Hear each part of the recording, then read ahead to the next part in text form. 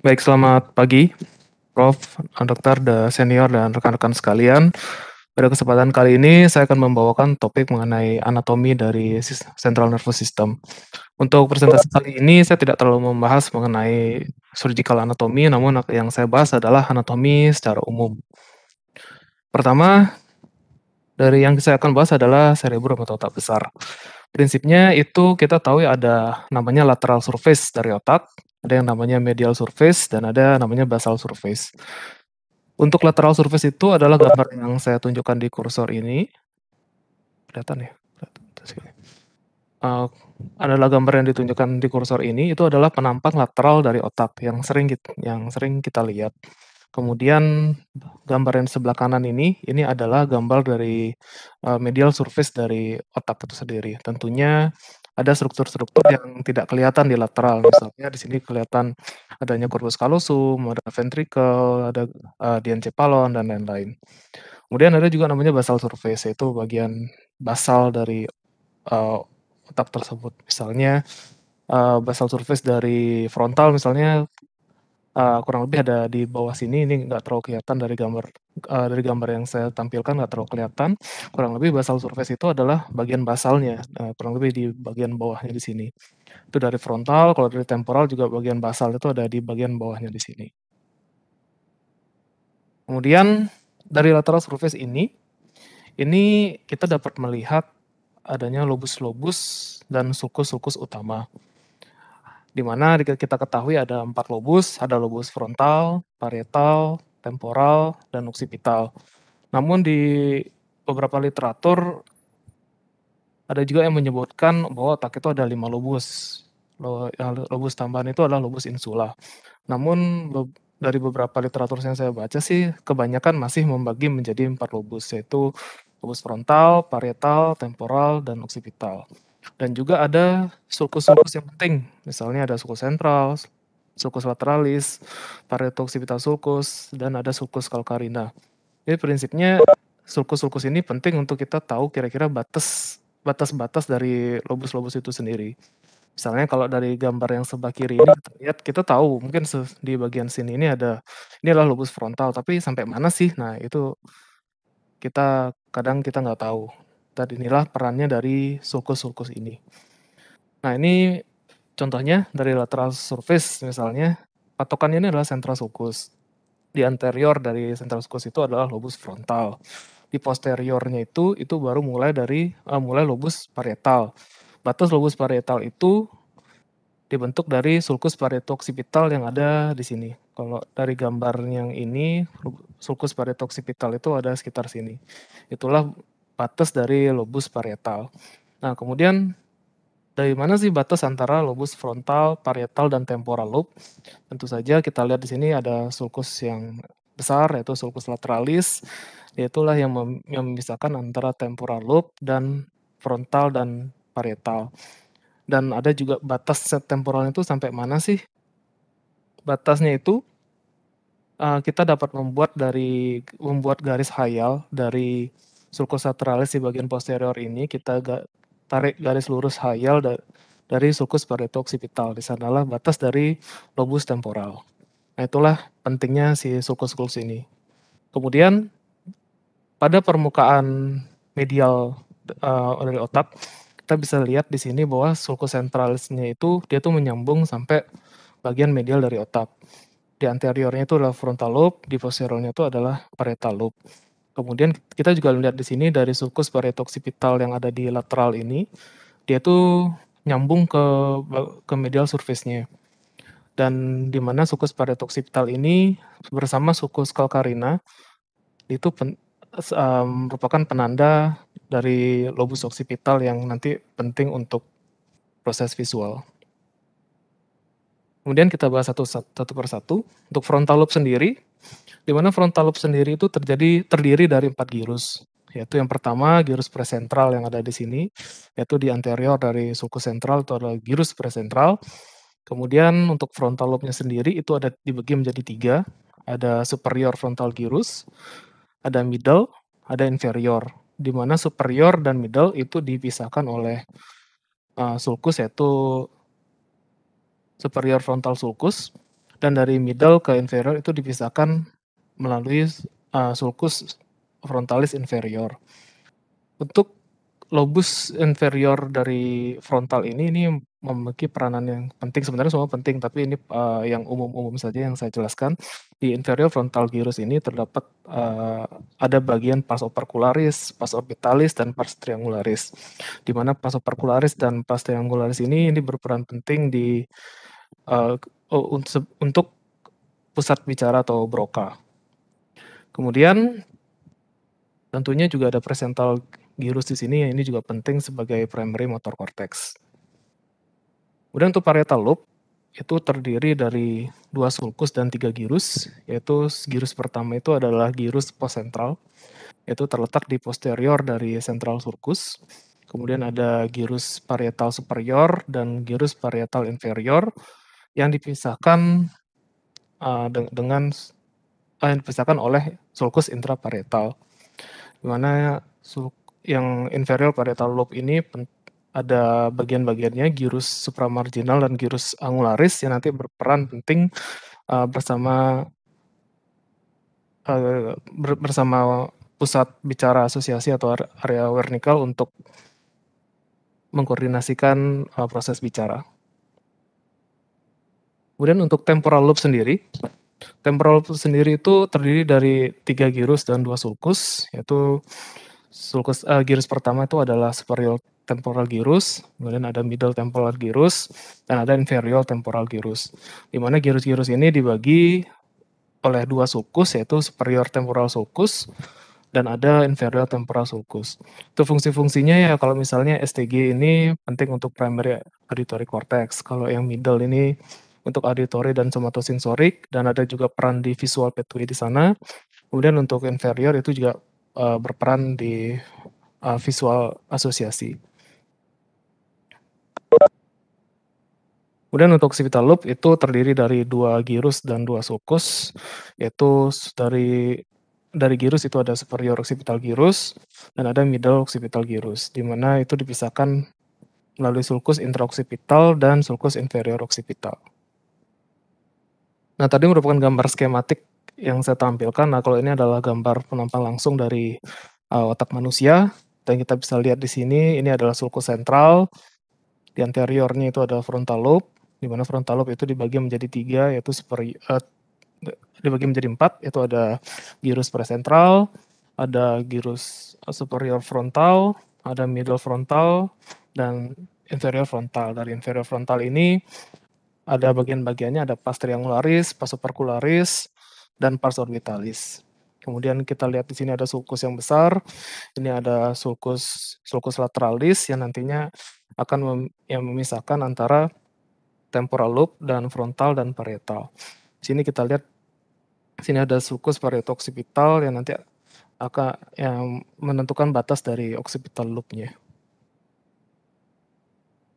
Nah, kemudian bicara masalah Brodmann area, itu merupakan suatu klasifikasi berdasarkan fungsi dari otak, di mana ada banyak Brodmann area, ada 47, mungkin tidak semua akan saya sebutkan beberapa yang penting saja.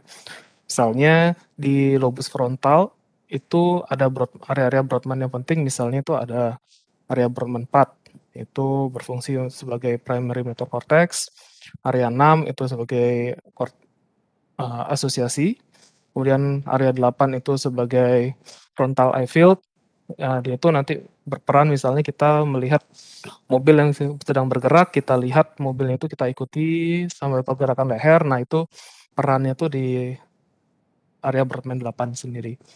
Kemudian untuk ada area Brodmann 9 dan 10, itu penting untuk itu untuk prefrontal, nanti akan berhubungan dengan tingkah laku.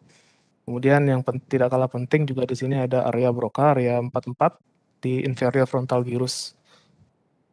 Kemudian untuk yang lobus parietal, yang penting ini ada area 312 yang merupakan pusat dari sensorik. Kemudian di bagian kaudalnya itu ada area 43, itu area pusat gustatorik. Kemudian di sini juga ada area 3940, yaitu gyrus supramarginal dan gyrus angular yang nantinya bersamaan dengan area wernickel, dia itu akan mengkoordinasikan, sebagai pusat bicara sensorik. Kemudian untuk lobus oksipital yang di belakang tentunya kita sudah sangat familiar, batasnya tadi adalah sulcus parieto-occipital yang ada di sini, yaitu ada area 17, 18, 19. 17 ini sebagai primernya, area 18 ini sebagai asosiasinya. Nanti dari 17 akan berkoordinasi dengan area-area 18 dan 19 untuk nantinya diproses menjadi proses visual. Kemudian untuk area temporal sendiri, itu seperti yang kita tahu tadi ada 3, ada yang superior temporal gyrus, ada yang middle dan inferior. Terus superior temporal gyrus itu tadi penting sebagai pusat auditorik dan juga yaitu pusat wernickel di bagian posteriornya di sini. Kemudian area 21 yang 20 ini di bagian MTG dan ITG-nya itu penting sebagai pusat dari visual. Nah, ini kemudian untuk medial surface dari cerebrum, tadi kebanyakan kita bahas lateral, sekarang ini kita bahas bagian medial. Kalau di bagian medial ini ada struktur-struktur yang tidak kelihatan di bagian lateral. Misalnya kita lihat di sini ada gyrus singulat yang ada di sini yang berbentuk C. Nanti gyrus singulat ini akan penting karena dia akan termasuk di sistem limbik. Gyrus singulat ini nanti dia akan membentuk siklus Pepys, di mana dia akan berkoneksi dari gyrus singulat ini ke gyrus para hippocampus, dari hippocampus ke mammillary body, dari mammillary body dia akan ke talamus, dari talamus dia akan ke gyrus singulat ini, gitu muter-muter deh, dan fungsinya itu adalah sebagai sistem limbik. Kemudian ada juga corpus callosum di sini, di mana kita tahu corpus callosum itu merupakan serabut komisura. Sudah sempat dibahas oleh Dr. Dede kemarin mengenai serabut-serabut, ada serabut asosiasi, serabut komisura. Mungkin saya ulang aja, kalau serabut komisura itu dia itu menghubungkan antara dua hemisfer yang berbeda. Kalau serabut asosiasi dia tuh menghubungkan satu tempat dengan tempat lain di satu hemisfer yang sama. Nah, kalau si corpus callosum ini dia tuh termasuk serabut komisura yang menghubungkan antara dua hemisfer. Ada bagian-bagiannya, di sini ada bagian rostrum, ada bagian genu, ada bagian body, dan terakhir ada bagian splenium di sini. Di sini juga ada fornix yang menghubungkan antara gyrus para hippocampus dengan mammillary body. Kemudian kita juga lihat di sini ada lobus-lobus parasentral yang kalau kita sih ngelihatnya kalau parasentral ini kita lihat mana perpanjangan dari sulcus centralis. Di anterior itu ada lobus parasentral yang nanti berfungsi sebagai motorik dan sensorik. Kemudian di bagian medial kita juga lihat sini ada cuneus. Cuneus itu kita lihat dari sulcus parieto-occipital yang saya sebutkan tadi bahwa sulcus parieto-occipital itu dia itu memanjang dari lateral ke medial. Dan juga kita dapat temukan sulcus calcarina. Di antara sulcus parieto-occipital dan sulcus calcarina ini terdapatlah cuneus yang nanti yang berfungsi sebagai visual. Dan juga di sini di posterior dari sulcus calcarina ini ada lingual gyrus yang nanti intinya dia akan bekerja sama untuk persepsi visual. Ada juga gyrus parahippocampal yang berfungsi untuk memori. Dan ini juga ada uncus di bagian temporal dari bagian medial dari lobus temporal itu ada uncus. Ini biasanya kalau misalnya pada pasien-pasien dengan epidural hematom misalnya terjadi herniasi unkal, nah ini ada bagian yang inilah yang akan mengalami herniasi. Kemudian kalau secara struktur internal, apa aja sih struktur internal di otak itu?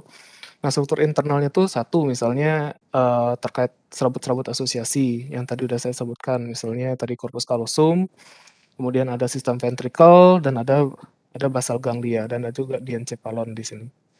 Seperti thalamus dan hipotalamus. Terkait sistem ventricle kita tahu sistem ventricle itu berbentuk C, di mana ada yang disebut dengan anterior horn, ada yang posterior horn di sini, dan ada inferior horn di sini. Di anterior horn ini dia akan memanjang ke arah lobus frontal, maka dari itu anterior ini dapat kita sebut juga dengan frontal horn di beberapa literatur. Kemudian karena posterior horn ini dia tuh memanjang ke occipital, kita dapat sebut dia ini sebagai occipital horn juga. Dan yang inferior horn dia karena dia tuh memanjang ke arah temporal, maka kita dapat sebut inferior horn ini sebagai temporal horn. Kemudian untuk batas-batasnya sendiri kalau dari anterior horn di sini karena ada batasnya, ada roof-nya. Roof-nya itu adalah corpus callosum. Nah, kalau misalnya roof itu kan eee, ininya atapnya itu di daerah sini ini ada corpus callosum, jadi roof-nya itu adalah corpus callosum. Kalau floor-nya itu di daerah sini tuh ada di bagian basal ganglia di nucleus caudatus-nya, jadi floor-nya itu adalah head of nucleus caudatus.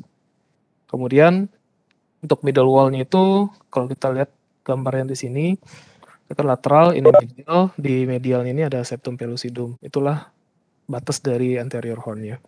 Untuk posterior horn, atau occipital horn, itu roof dan lateral wall-nya itu terbentuk dari tapetum dari corpus callosum. Jadi corpus callosum itu seperti yang saya sebutkan tadi, corpus callosum itu dia kan menghubungkan antara dua hemisfer dan dia tuh punya radiatio-radiasionya seperti ada namanya ada yang namanya yang forceps mayor dan ada forceps minor. Jadi dia tuh akan memanjang ke daerah frontal itu disebut dengan forceps minor, kemudian yang memanjang ke occipital atau ke posterior itu disebut dengan forceps mayor. Ada juga yang disebut tapetum di sini. Tapetum ini dia tuh seperti anyaman-anyaman dari radiatio corpus callosum yang nanti akan membentuk batas-batas dari ventricle itu. Kemudian untuk inferior horn atau kita sebutkan temporal horn, itu batasnya adalah roof-nya itu atapnya itu adalah tapetum. Kalau kita lihat di sini kan di sini batas atapnya itu adalah tapetum di sini. Kemudian floor-nya adalah collateral imminence dari hypothalamus. Kemudian terkait cochlear plexus, di mana kalau cochlear plexus itu terletak di roof dari ventricle, di mana dibentuk dari tela choroid, memiliki blood supply dari cabang choroidal dari internal carotid artery dan basilar artery. Kemudian untuk ventricle ketiga itu berbentuk seperti celah terletak di antara dua thalamus dan dia berkomunikasi di anterior, dia tuh berkomunikasi di foramen Monro dan di posterior ini dia berkomunikasi dengan aqueductus sylvii yang nanti akan masuk ke ventricle 4. Kemudian untuk ventricle 4 sendiri dia tuh prinsipnya dia tuh berbentuk seperti tenda. Jadi ventricle 4 itu dia udah masuk di daerah pons dan middle oblongata di sini. Jadi dia tuh terletak di posteriornya pons dan di anteriornya dari cerebellum. Jadi dia ada celah tengah-tengah di sini. Tentunya kalau batasnya roof-nya itu kalau kita lihat roof-nya kan ini. Jadi itu dibentuk dari superior cerebral peduncle dan bersama dengan velum medullary inferior dan superior. Untuk floor-nya itu terbentuk dari fossa rhomboid. Nah, kalau ini kita buka di sini gambar yang di bawah ini kita bisa lihat itu adalah floor-nya. Di bawahnya ini adalah lantai dari ventricle 4. Itu terbentuk dari bagian posterior pons dan setengah kranial bagian middle oblongata. Terus batas lateralnya itu adalah inferior cerebral peduncle di sini. Batas lateralnya di sini lateral, batasnya ini adalah inferior cerebral peduncle. Kemudian untuk basal ganglia, apa sih sebenarnya basal ganglia itu? Sebenarnya basal ganglia itu adalah kumpulan nukleus yang terletak di cerebral hemisphere yang terdiri dari ada nucleus caudatus, ada nucleus lentiformis, kemudian ada juga substantia nigra dan ada juga nucleus subthalamus. Dan untuk nucleus lentiformis sendiri ini ada bagiannya di buku dikatakan dibagi menjadi dua yaitu ada putamen dan globus pallidus. Nah, untuk pertama nucleus caudatus kalau kita lihat gambar yang di bawah di sini, ini ada suatu struktur berbentuk C di sini. Itu adalah nucleus caudatus. Kemudian ini adalah yang besar ini adalah nucleus lentiformis, di mana kalau nucleus lentiformis ini itu kalau dibagi lagi kita lihat potongannya yang di sini. Nucleus lentiformis itu di bagian lateralnya itu yang bagian luar ini, yang di bagian luar ini adalah putamennya. Kemudian di bagian dalam itu adalah globulus pallidus yang tentunya nanti perannya itu akan berbeda. Nah, ini perannya kurang lebih seperti ini. Jadi si basal ganglia ini pada prinsipnya dia itu membantu otak itu untuk melakukan suatu pergerakan motorik. Intinya dia menghaluskan lah dan dia juga berperan penting sebagai proses belajar suatu gerakan atau motorik. Dimana kalau impuls yang dari korteks dia akan keluar membentuk tractus corticus striata, dan corticus striata ini dia tuh akan memberikan sinyal ke nucleus caudatus dan nucleus lentiformis, dalam hal ini putamen. Itu afferentnya. Afferentnya itu adalah utamanya itu adalah nucleus caudatus dan putamen. Efferentnya itu adalah globulus pallidus di sini. Dari globulus pallidus dia akan memberikan serabut ke talamus. Dari talamus dia akan berkoordinasi lagi ke otak. Intinya dia tuh untuk memperhalus gerakan, itu kurang lebih strukturnya itu adalah seperti ini. Jadi peran dari basal ganglia ini dia tuh berperan untuk membantu proses motorik, terutama ini seperti menghaluskan gerakan kayak itu. Kemudian untuk talamus merupakan bagian dari diencephalon, di mana kalau secara kasarnya letak talamus itu ada di sini, tepat di tengah-tengah dia. Nah, batas-batas talamus itu kalau kita potong dia, kita lihat ini adalah talamus yang berbentuk seperti telur di sini. Batas anteriornya ini adalah foramen Monro. Kemudian bagian posteriornya itu pulvinar. Kemudian untuk inferiornya itu ada tegmentum dari mesencephalon di sini, dan bagian medialnya itu adalah lateral wall dari ventricle lateral. Untuk bagian-bagiannya sendiri, dari nukleus-nukleus di talamus itu sebenarnya ada banyak. Prinsipnya dibagi menjadi 3, yaitu ada anterior, medial, dan lateral. Kalau anterior itu contohnya adalah anterior nukleus yang ada di sini, yang warna hijau di sini. Itu nanti perannya itu adalah di sistem limbik. Kemudian ada bagian medial, yaitu contohnya di sini adalah dorsomedial di sini. Itu fungsinya nanti akan mengintegrasikan informasi sensorik. Kemudian untuk yang lateral itu dibagi lagi, ada nukleus ventral, lateral, dan nukleus dorsal. Tentunya setiap nukleus ini akan memiliki fungsi yang berbeda nanti. Nah, kemudian kita bahas mengenai brainstem atau batang otak. Batang otak itu terdiri dari mesencephalon, pons, dan medulla oblongata. Batang otak itu penting. Kenapa? Karena satu, di batang otak itulah terletak traktus baik itu ascending maupun descending. Kemudian di batang otak itu juga terdapat refleks-refleks yang penting seperti refleks respirasi dan kardiovaskular, dan juga di batang otak itu terdapat aras yang nanti berperan dalam kesadaran. Dan yang ketiga, di batang otak ini juga terdapat dari nervus cranialis. Nah, pertama kita bahas mengenai mesencephalon. Mesencephalon otak tengah kita bahas yang paling atas dari batang otak itu sendiri, ini mesencephalon di sini. Kalau kita lihat ini adalah penampangnya, potongan dari mesencephalon, di mana secara umum mesencephalon itu ada bagian tektum, bagian posteriornya di belakang di sini, ini bagian tektum. Ini ada bagian tegmentum, ada bagian curs cerebri. Tentunya fungsinya itu beda-beda. Misalnya di tektum itu kalau kita ingat bahwa terdapat sistem corpora quadrigeminal yang terdiri dari superior colliculus dan inferior colliculus, itu masing-masing berpasangan. Kalau misalnya kita potong ini, kita bagi dua dia kita akan dapat potongan setinggi superior colliculus dan kita dapat potongan setinggi inferior colliculus. Bedanya apa? Bedanya itu nanti kalau kita potong dia tuh setinggi superior colliculus, itu kita akan melihat nervus oculomotor atau nervus 3 di sini.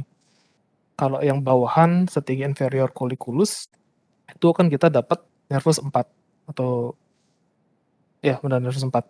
Kemudian secara umum yang bagian tegmentum ini itu banyak terdapat nukleus-nukleus seperti tadi nervus 3, nervus 4, kemudian terdapat juga aqueductus cerebri, kemudian ada juga di sini ada tempat-tempat untuk traktus-traktus yang lewat, misalnya lemniscus trigeminal, spinal lemniscus, medial lemniscus, dan juga di sini juga terdapat nukleus Ruber. Kemudian ada juga bagian paling anterior atau bagian curs cerebri yang di sini, curs cerebri. Curs cerebri itu adalah tempat-tempat serabut-serabut itu turun, misalnya dari otak kortikospinal, dari korteks, dia kan tentu kan turun ke bawah, pastinya dia harus melewati si mesencephalon ini. Nah, tempat turunnya itulah di sini, di curs cerebri ini, di mananya, di tengah-tengahnya. Itu untuk yang kortikospinal. Kalau di bagian di status yang lain itu tempatnya sama, cuma, beda apakah dia di medialnya, apakah dia di lateralnya. Tapi kalau di kortikospinal, itu di curs cerebri di sini, dia tuh di tengah-tengahnya. Lebih kayak gitu. Kemudian untuk pons, kalau pons itu kita bisa lihat di sini ini adalah gambar penampang pons, di mana kalau kita lihat ada cekukan tengah di sini, itu merupakan tempat dari, arteri basilaris.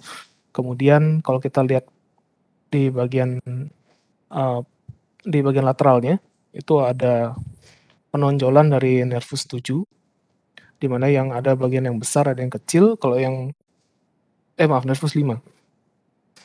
Kemudian ada bagian yang besar dan ada yang kecil, mana yang kecil ini merupakan bagian motoriknya, yang besar ini adalah bagian sensoriknya.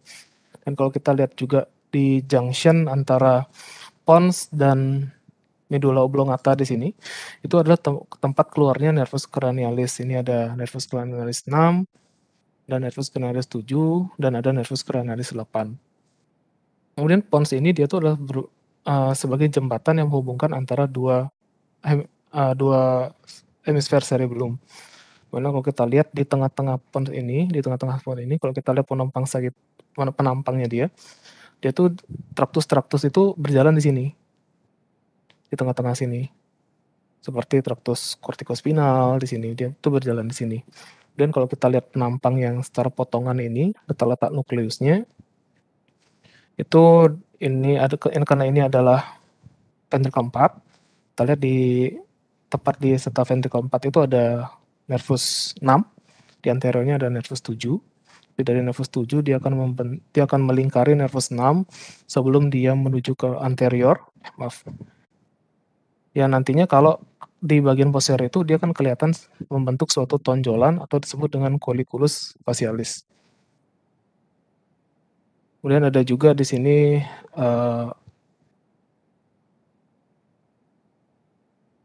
ada corpus trapezoid yang nanti berperan di, proses auditorik. Kemudian kita bicarakan medulla oblongata.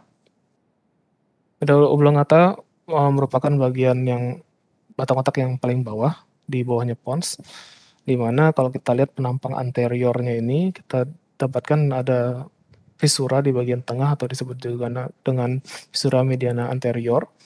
Kemudian di lateralnya itu akan mendapatkan suatu tonjolan piramid, di mana piramid ini dibentuk dari tractus corticospinal.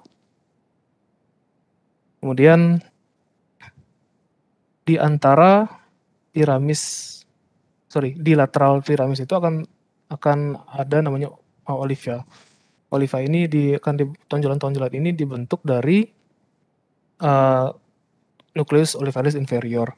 Di antara piramis dan olivia ini, itu akan keluar, di sini ada nervus 12 keluar, kemudian dia di bagian belakangnya itu ada nervus 11 keluar. Kalau kita lihat penampang belakangnya dari medulla oblongata, yang di tengah-tengah ini itu adalah visura media posterior, kemudian di lateralnya itu ada tubercle gracilis, ada tubercle cuneatus, sesuai namanya, tubercle gracilis dan cuneatus ini dibentuk oleh, nucleus gracilis dan nucleus cuneatus. Kemudian untuk penampangnya sendiri kalau kita potong dia, kita lihat struktur internalnya. Kalau ini adalah anterior, ini adalah posterior. Dan ini adalah, kavitas dari ventricle 4. Di dekat dari kavitas dari ventricle 4 ini itu, ada nucleus nervus 12 atau nucleus hypoglossus. Dan juga di lateralnya, di paling medial itu adalah nucleus hypoglossus, di lateralnya itu ada nucleus dorsal nervus vagus, Kemudian di bagian tengah-tengahnya itu terdapat nukleus ambigus di sini yang penting di nervus cranialis 9, 10, 11. Kemudian tepat di tengah-tengahnya ini itu adalah tempat keluarnya jaras-jaras, yaitu kalau dari paling posterior itu tempat keluarnya fasciculus longitudinal medialis, di mana nanti fasciculus longitudinal medialis ini yang dia akan menggabungkan nervus 3, 4, 6 yang penting nanti untuk pergerakan bola mata. Kemudian yang di tengah-tengah, yang di bagian tengah ini ada tractus spinal. Tractus spinal ini nanti punya peran dari colliculus superior. Traktus-traktusnya itu akan lewat sini. Kemudian lemnicus medial di sini yang bagian posterior, yang bagian anterior ini dia tuh merupakan serabut-serabut saraf yang berasal dari nucleus gracilis dan nucleus cuneatus yang berperan di fungsi proprioceptif. Kemudian yang paling anterior di sini, yang tonjolan-tonjolan ini itu adalah piramid yang dibentuk dari tractus corticospinal. Kemudian untuk vaskularisasi dari otak itu kita tahu ada circulus Willis di mana terbentuk dari internal carotid artery, arteri communicating anterior, anterior cerebral artery, posterior communicating artery, dan posterior cerebral artery. Untuk perdarahan otak sendiri, kalau di bagian lateral, penampang lateral ini, itu yang akan memperdarahi itu adalah middle cerebral artery, hampir semuanya. Tapi ada juga bagian yang di sini, bagian yang agak superior ini itu diperdarahi oleh anterior cerebral artery. Dan di bagian bawah di sini itu diperdarahi oleh posterior cerebral artery. Kemudian kalau kita lihat penampang medialnya, penampang medial dari otak, penampang medial dari otak itu diperdarahi oleh anterior cerebral artery, di mana batasnya itu adalah sulcus parieto-occipital di sini. Itu merupakan batas perdarahan dari anterior cerebral artery. Kemudian di bagian temporal, di bagian medialnya itu diperdarahi oleh posterior cerebral artery yang warna kuning ini. Nah, untuk sedikit membahas mengenai vaskularisasi cerebral, mohon maaf Prof, sebentar, saya mau ambil cas laptop Prof, sebentar Prof, mohon maaf.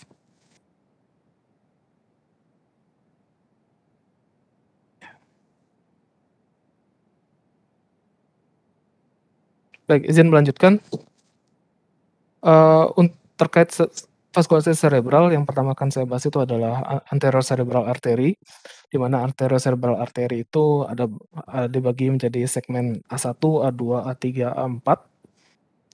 Kalau gampangnya, kalau yang A1 itu dia itu adalah cabang horizontal atau pre-communicating. Jadi dia itu sebelum berkomunikasi dengan ECOM itu A1.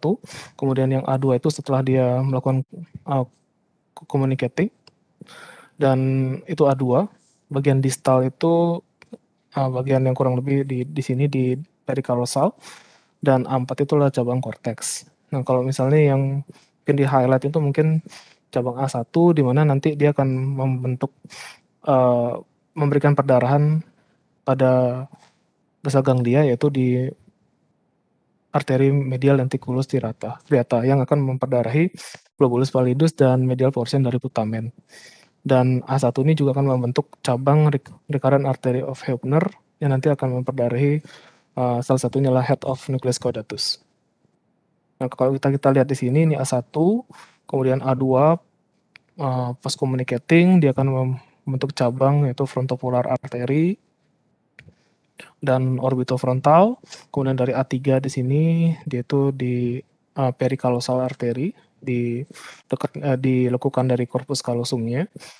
Kemudian dari sini dia akan membentuk cabang A4 atau cortical branch-nya yang nanti akan memperdarahi bagian korteks dari otak. Kemudian untuk middle cerebral artery itu juga sama seperti anterior cerebral artery. Dia itu ada 4 segmen, ada M1, M2, M3, M4. Kalau M1 itu dia itu pada saat dia baru berbifurcatio itu adalah M1. Di mana M1 ini dia tuh kalau kita lihat cabang dan sini dia akan memperdarahi basal ganglia. Nanti di M1 ini dia akan membentuk cabang yaitu arteri lateral lenticulus striata yang nanti akan memperdarahi lateral putamen, nucleus caudatus dan capsula externa.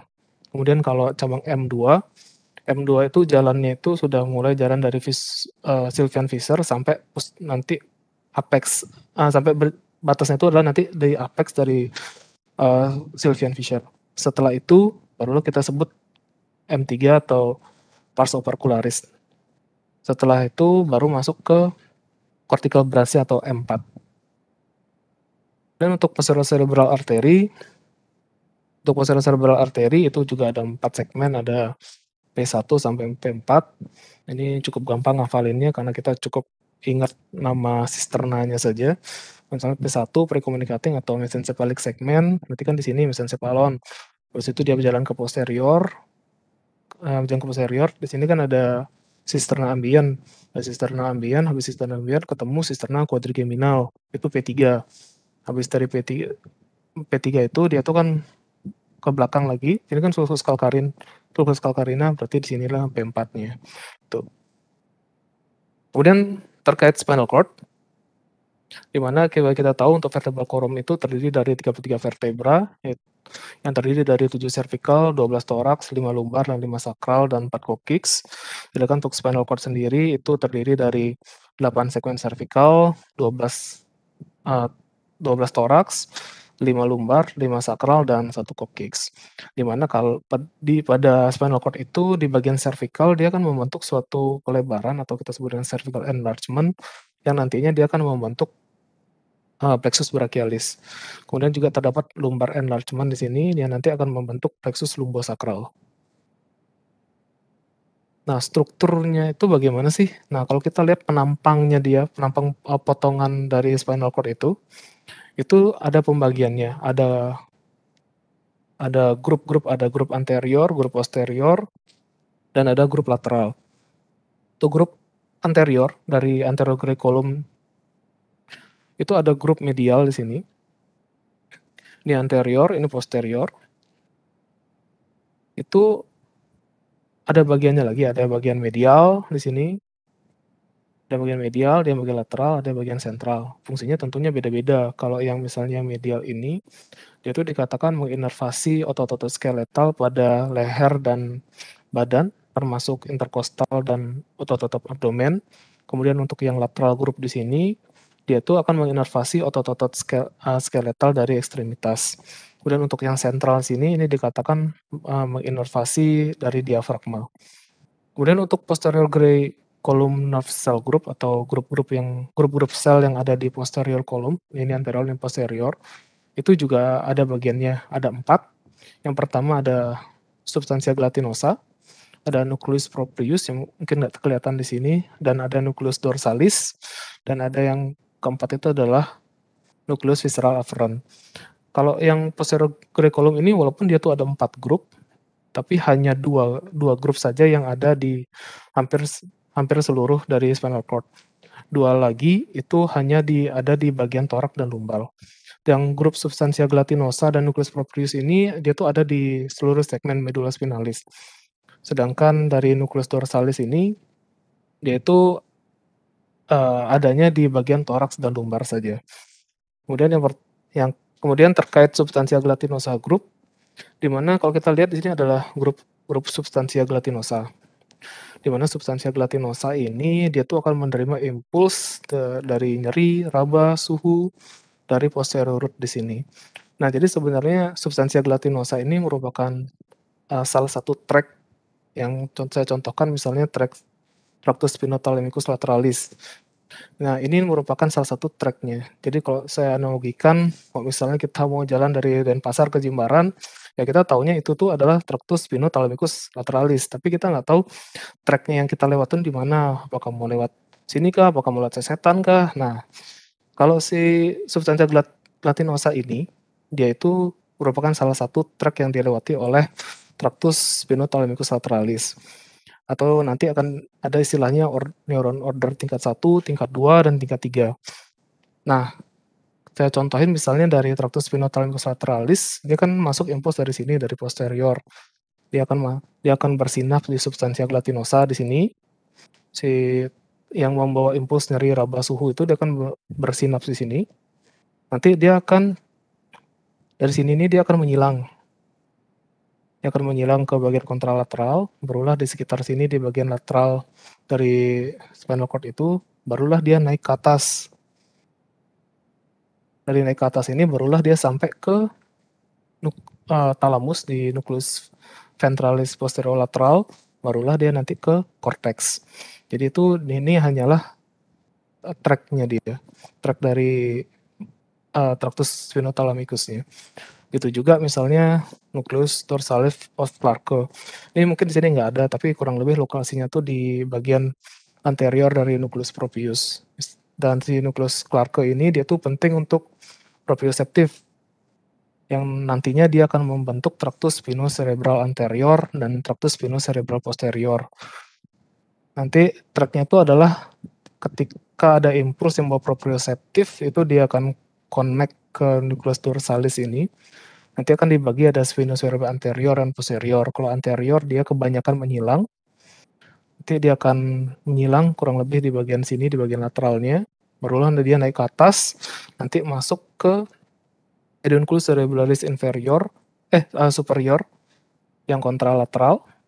Kemudian kalau yang spinocerebral posterior, dia tuh berjalan ipsilateral ke sini. Nanti dia akan masuk ke cerebellum melalui pedunculus cerebralis inferior. Kurang lebih intinya semua ini nih dia tuh hanyalah track-tracknya dia. Jadi kita tahu dia tuh bersinap di mana sih gitu. Jadi kita walaupun kita tahu dia tuh tractus spinothalamicus lateralis misalnya atau tractus spinocerebral, tapi kita harus tahu juga track-tracknya itu kemana, apa yang dia lewati gitu kita harus tahu. Nah inilah nucleus-nucleus ini yang merupakan track-track yang dia lewati oleh tractus-tractus tersebut. Kemudian ada juga bagian lateral gray column, nerve cell group. Nah ini tidak semua ada di spinal cord, hanya ada di bagian torak dan lumbal. Fungsinya itu adalah dia akan menerima impuls dari preganglionik sympathetic fiber. Kemudian ada juga yang kita kenal dengan gray commissura dan central canal. Sini ada gray commissura yang tengah sini, dia itu intinya menghubungkan spinal cord ini. Dia itu berbentuk H dan dia itu menghubungkan yang anterior dan posterior.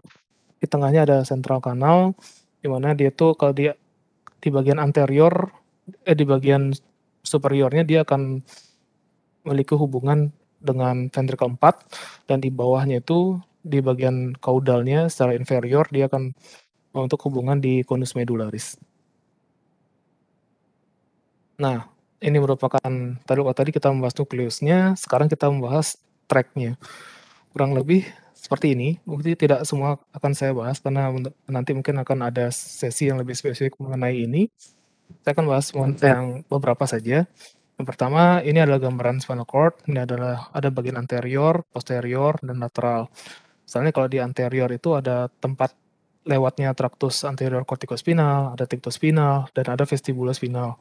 Kalau di lateral ini ada banyak, seperti posterior spinocerebral, anterior spinocerebral, dan yang paling sering kita dengar itu tractus spinothalamius lateralis. Nah, ini bagian posterior ini adalah tempatnya fasciculus gracilis dan fasciculus cuneatus. Kalau misalnya kita ingin mengetahui fungsi proprioceptif, misalnya pada pasien, misalnya kalau kita ngelihat ada orang lagi meriksa, coba ini ke atas atau ke bawah jarinya. Nah, itu mereka tuh lagi ngecek fungsi dari posterior column-nya ini. Nah, misalnya contohnya sekarang ini adalah saya contohin dari tractus corticospinal yang tadi mungkin sudah sempat saya bahas, di mana reseptor yang ada di perifer itu adalah free nerve ending. Dari free nerve ending itu dia akan masuk kan ke sini kan, dia akan berkoneksi dengan neuron yang ada di posterior column dari spinal cord, yaitu tadi substantia gelatinosa. Dari substantia gelatinosa ini barulah dia nyilang ke tempat tractus dari spinothalamicus lateralisnya ini. Barulah dia naik ke atas, nanti akan sampai di talamus. Di talamus ini spesifiknya dia akan bersinap di nucleus VPL, ventral posterior lateral dari thalamus. Dari thalamus ini barulah dia connect ke cortex. Kemudian ini yang motorik, yaitu dari traktus corticospinal. Dari corona radiata dia akan menuju ke posterior dari dari corona radiata, dia akan menuju bagian posterior dari kapsula interna, kemudian dia akan turun, nanti dia akan menyilang di piramid dari medulla oblongata, barulah nanti dia akan bersinap di spinal cord di bagian anterior column-nya. Dari anterior column ini barulah dia akan memberikan impuls ke otot gitu. Kurang lebih seperti itu. Sebenarnya masih banyak lagi kok ya mungkin nanti akan dibahas di sesi berikutnya. Kurang lebih seperti itu Prof dari saya Prof. Terima kasih Prof. Ya, terima kasih ya Dr. Gosadi telah membacakan anatomi dari otak dan tulang belakang. Saya masuk refreshing juga ya, bagus ininya. Mungkin dibagikan slide-nya kepada yang lain-lain semua ya. Ini tidak boleh hendak harus dihafal residen semua. Jurnal-jurnal sekarang boleh-boleh tambahan, tapi anatomi ini harus hafal ya. Mulai letaknya, fungsinya, gimana kedudukan hubungan dengan ventrikel, dan traktus-traktus dan sebagainya. Vaskulisasi, kemudian kemana hubungannya, kemudian track-tracknya dan sebagainya. Dengan menghafalkan itu sangat gampang kita begitu melihat orang, pasien, di mana kira-kira letak lesinya itu dengan tes apa yang perlu diperlukan. Jadi akan ingat terus. Tadi juga salah satu dengan tes proprioceptif, angkat jempol kaki, turunkan dan sebagainya itu mana lewatnya. Terus gol, tuh cuneatus. Saya dulu sering sekali terbalik antara cuneatus sama gol ya. Mana yang di dalam, mana yang di luar. Dulu harus hafal di mana cuneatus. Cuneatus di lateral ya, gol medial, bimedial. Kan traktus posterior, posterior, di bagian posterior itu ada traktus cuneatus dan traktus gracilis dan cuneatus. Kalau gracilis itu kan ada huruf L-nya. Terus saya pikir dulu ada L-nya lateral, lateral. Ternyata salah ya. Gracilis itu di bagian dalam ya.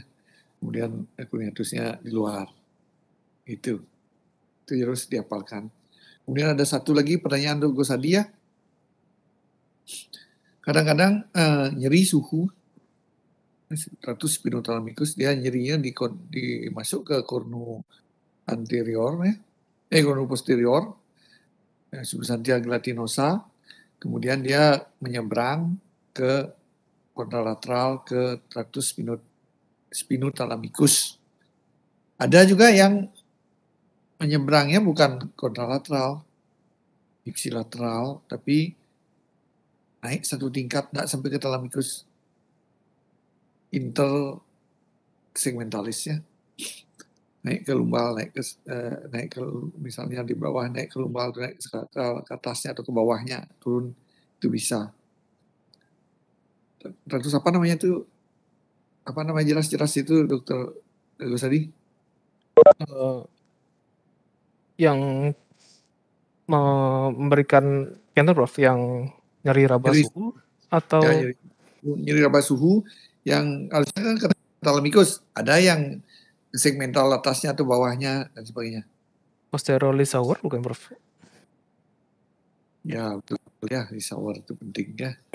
Sehingga kadang-kadang nyeri misalnya dari jempol itu kok rasanya nyerinya di mana, misalnya nyerinya kok di torak nyerinya gitu misalnya, karena ada traktus Lissauer itu. Ya nggak selalu kok spasme kakinya, di mana spasme kok bisa ininya nyerinya di mana asalnya gitu. Ya harus dipikirkan itu. Traktus lateralis Lissauer itu sering mengacaukan level kita, kalau tidak harus pikirkan juga itu ya. Misalnya banyak dipikirkan tentang di mana sih sumbernya nyeri itu. Misalnya tangan ditusuk jarum gitu ya, tangan ditusuk jarum, sensibilitasnya masuk ke mana? Ke column posterior, kemudian sampai di medulla spinalis, glandinosa, turun dia ke bawah, bisa turun naik ke atas gitu ya, turun ke bawah, itu bisa terjadi kok, bisa spasmo kakinya gitu, ngetusuk sini. Itu karena rictus lateralis risauer ya, bisa ke atas dan ke bawah. Itu biasanya sekarang dikembangkan itu untuk nyeri-nyeri yang misalnya diperiksa kok tidak ada kelainan sama sekali, MRI tidak ada kelainan semua, tidak ada kelainan kelihatan, tapi kok spasma ini gitu. Dan dicarilah seluruh tubuh di mana nyeri, ya. Yang asal nyeri. Kadang-kadang nyerinya di mana nyerinya? Nyerinya bisa di jari atau bisa di leher, ya. Leher paling banyak gerak nyeri di situ, baru ditekan di situ, tak kakinya. Itu bisa tak berhubungan misalnya seperti itu. Sering harus diperhatikan rectus lateralis risauer itu, ya.